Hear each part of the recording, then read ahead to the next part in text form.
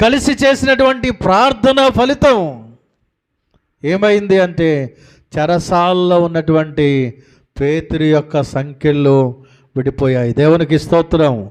చెరసాల నుండి పేతురు గారు విడిపించబడి బయటకు వచ్చారు. దేవునికి స్తోత్రం చెప్దాం. హల్లెలూయా, హల్లెలూయా. ఈరోజు అనేక మంది మన యొక్క కుటుంబాలలో, మన వీధిలో, మన గ్రామములో శరీరాశ, నేత్రాశ, జీవపుడంబం అనేటువంటి బంధకాల్లో బంధించబడిన వారు అనేక మంది ఉన్నారు.